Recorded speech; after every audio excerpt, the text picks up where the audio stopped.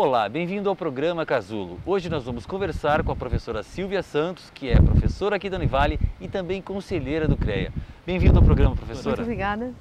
Professora Silvia, vamos explicar, antes da gente até rodar uma matéria sobre o mercado de trabalho, o que seria, na verdade, o CREA, né? O CREA é o Conselho Regional de Engenharia e Agronomia.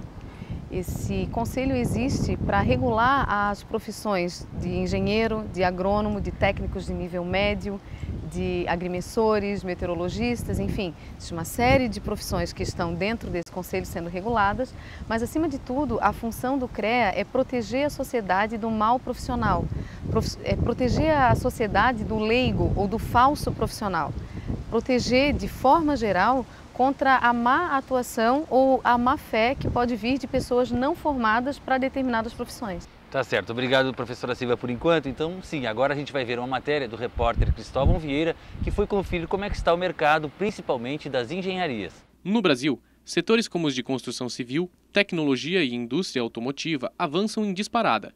Mas a demanda de trabalhadores nessas áreas não acompanha esse avanço. Anualmente são formados 30 mil novos engenheiros, quando o mínimo deveria ser de 60 mil. É uma falta considerável de profissionais para a área. E para explicar mais sobre os problemas que essa defasagem de engenheiros causa ao Brasil, conversamos com o professor de logística e também economista Jairo Romeu Ferracioli. Sobre essa questão da defasagem de engenheiros do Brasil, é uma realidade? É uma realidade, né? Isso vamos botar aí 30 anos atrás, a gente tinha geralmente duas opções, né? Um pouco mais, mas as duas opções eram as clássicas, né? Ou o cara ia para a área da medicina ou ia para a área da engenharia. Então, naquela época, não quer dizer que tinha muitos, mas o status de fazer uma faculdade era a medicina ou a engenharia. Depois disso, a medicina, claro, continuou com o status e vários outros cursos foram ganhando campo. E o país também, praticamente faz quase 30 anos que não se diz assim, onde é que estão as grandes obras de engenharia no país? Nós não tivemos, né, depois de Itaipu e Brasília, praticamente a gente não teve obra nenhuma grandiosa que envolvesse, né, um maior número de engenheiros e até a formação de engenheiros. Por isso que, aos poucos, né, foi caindo essa profissão, tanto que a própria universidade aqui em Itajaí, o curso de engenharia não era muito procurado, né? E hoje, por essa defasagem, né, que voltamos a crescer um pouco mais, vamos dizer assim, a economia passou a crescer, e há uma demanda praticamente em todos os setores da economia. E a engenharia sentiu falta, né, justamente desse período em que não houve muito incentivo à profissão de engenheiro. Então agora volta, né, e há uma necessidade constante, inclusive estamos até importando engenheiros de fora, né, da Europa e de outros países, porque realmente há uma defasagem aqui em nosso país. Muitas vezes uma obra pode parar pela falta de um engenheiro, né, e em quase todas as áreas, não é só engenheiro civil, tem engenheiro de produção, são várias outras áreas da engenharia mecânica, por exemplo, aqui no nosso estado, recentemente agora vamos ter, né, um projeto para a instalação da BMW, depois parece que também vem a Chevrolet. Tudo isso demanda o quê? Demanda engenheiros somente na área mecânica, na área mecatrônica, né? E vai demandar engenheiros. Então, vai ser um pouco difícil, né? Se não houver uma oferta rápida, uma maior oferta rápida, a gente vai ter que forçosamente importar pessoal de fora. Mas qual seria a solução para alcançar a meta de engenheiros formados aqui no Brasil para que não seja necessário importar mão de obra? É um assunto a ser discutido agora, no programa Casulo. Professora Silva, a gente viu na reportagem que falta, né, pelo menos 30 mil engenheiros, né, para o Brasil a cada ano. É isso mesmo?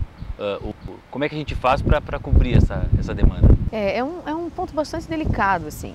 Nós temos hoje um déficit gerado pela não formação de engenheiros nas décadas de 80 e 90. Especialmente porque nós tínhamos um cenário econômico que não era favorável, a gente não tinha uma estabilidade política ainda estabelecida, né? E as engenharias deixaram de ser atraentes para os jovens que ingressavam na universidade. Então hoje nós não temos esse profissional pronto, amadurecido e experiente para enfrentar os desafios e as obras que se apresentam para nós agora no século XXI. Por outro lado, nós precisamos desse profissional. Então, os profissionais que estão formados estão sobrecarregados, os profissionais que estão saindo da universidade já estão empregados, mas eles precisam ter a chancela, precisam estar sob a guarda de alguém um pouco mais experiente para que eles também possam criar sua própria bagagem. Quer dizer, então, que se perdeu em torno de 2 gerações, é isso? Mais ou menos 2 gerações. É fato que, em função desse crescimento ocorrido especialmente pelos programas PAC lançados pelo governo federal, as escolas de engenharia elas estão com muitos alunos interessados porque o mercado de trabalho está extremamente aquecido. Dentro da Univale, do curso de Engenharia Civil, por exemplo, nós tivemos retorno numa pesquisa recente em que 100% dos egressos dos últimos 5 anos estão atuando e fazendo engenharia de fato. Então alguém que tem dúvida aí em relação à engenharia... Alguém que tem dúvida em relação à engenharia é tiro certo. Agora, professora, em relação também que se colocou na matéria, a questão daí dos engenheiros que vêm de fora, né? Como é que a senhora analisa essa questão aí? Nós sempre tivemos essa entrada de profissionais estrangeiros em todas as profissões. Nós tivemos casos já de dentistas brasileiros que foram para o exterior, de médicos que vêm da Bolívia e agora, é claro, o mercado brasileiro ele tem se mostrado como uma boa opção, especialmente diante da crise da Europa. Então, os engenheiros europeus, eles têm tentado vir para o Brasil para trabalhar aqui.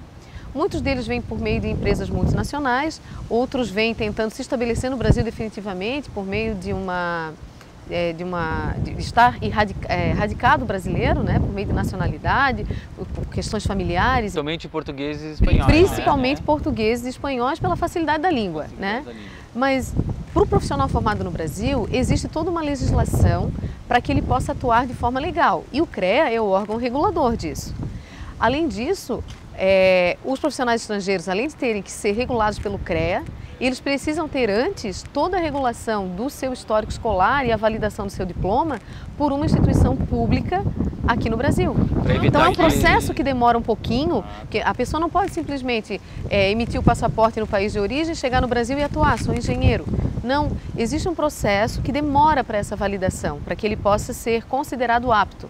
Eventualmente, seria um desrespeito, né? Sim, seria um desrespeito com os profissionais formados aqui. Se há uma legislação para nós, também deve existir a exigência dessa legislação para os profissionais estrangeiros. Mas essa vinda deles não assusta vocês em termos assim de uma espécie de roubo de mercado? De forma geral, o CREA ele tem se posicionado no sentido de proteger o mercado contra o mal profissional. Proteger o mercado de forma geral. Agora, o mercado não pode ficar desamparado. Nós também temos uma demanda crescente. O Brasil precisa crescer, precisa ter engenheiros. A experiência dessas pessoas também é importante, mas com cautela. A gente não pode abrir as portas de uma forma geral, porque nenhum país faria isso. Nenhum país faria isso, né? A nossa soberania nos permite fazer essa seleção. E hoje, professora Silvia, em relação às demandas, né, quais as áreas assim que vocês sentem, né, que faltam mais engenheiros hoje no Brasil? No cenário que nós temos hoje, nós temos um Brasil precisando de infraestrutura imensamente.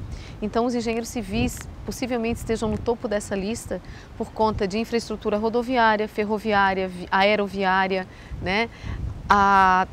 Toda a questão voltada às obras que já estão em andamento para a Copa do Mundo e depois para as Olimpíadas. Então, e existe uma carência muito grande desses profissionais, desse profissional também em obras, por exemplo, de infraestrutura mais ampla, né? Obras que ficariam para a sociedade, como barragens que a gente tem hoje, né? Hidrovias. Então, a engenharia civil é uma das áreas que mais tem espaço. A engenharia ambiental e sanitária, por conta de toda a necessidade de infraestrutura de saneamento básico, de impacto ambiental. E professora, e hoje, assim, esse pessoal que está saindo da faculdade agora, qual é assim, a média que ele ganha, né? Dá para dizer quanto que ele ganha, assim, para fazer em 3 níveis, no estágio, de repente no início da carreira e depois assim na metade da carreira. Isso é muito variável, porque o engenheiro, ele é um profissional que ele pode ser autônomo. O escritório dele é ele e um computador e ele resolve a vida, tem uma série de clientes. Dependendo do número de clientes, depende do tipo de empresa. Do tipo de empresa. Porém, é uma das poucas profissões em que o salário mínimo profissional é registrado por lei. Então, o engenheiro, ele tem lá, dentro de uma tabela de honorários, se ele vai trabalhar 6 horas, são 8 salários mínimos. Se ele vai trabalhar 8 horas por dia, uma jornada de 40 horas por semana, são 8 salários mínimos e meio. Olha, então já é um patamar importante. O valor dos estágios também varia muito. A legislação, ela pede que para o estágio não obrigatório haja o pagamento de um salário mínimo e vale transporte e também um recesso remunerado de 30 dias, uma espécie de férias.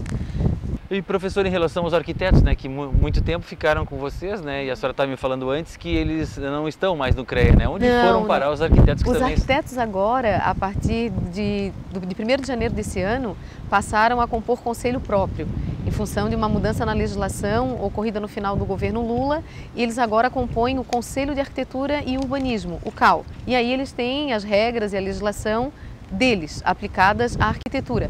Até porque as engenharias, elas são classificadas dentro de ciências exatas. E a arquitetura é uma ciência social aplicada. Então existem diferenças na essência mesmo das profissões. Hoje tem variação em relação até à questão das assinaturas das plantas? O arquiteto não pode assinar a mesma coisa que o engenheiro? Ou não? Não, existe uma limitação de formação, sim, né? Mas cada um com a sua especificidade. A engenharia civil, ela vai precisar sempre da arquitetura, porque o arquiteto é a pessoa que pensa o espaço, que pensa a cidade, e o engenheiro é a pessoa que faz essas coisas se materializarem por meio dos cálculos, por meio dos projetos auxiliares hidráulicos, preventivo de incêndio, a execução. Então eles são complementares. O arquiteto então faz essa questão com a ligação cultural, assim, da Também com a ligação cultural, a ligação humanística que precisa ser levada em consideração, também são os arquitetos que fazem isso para nós, para a sociedade como um todo, né? Tá certo. Obrigado por enquanto, professor. A gente vai fazer uma pausa aqui no Casulo, mas não sai daí. Daqui a pouco a gente volta com mais informações para você.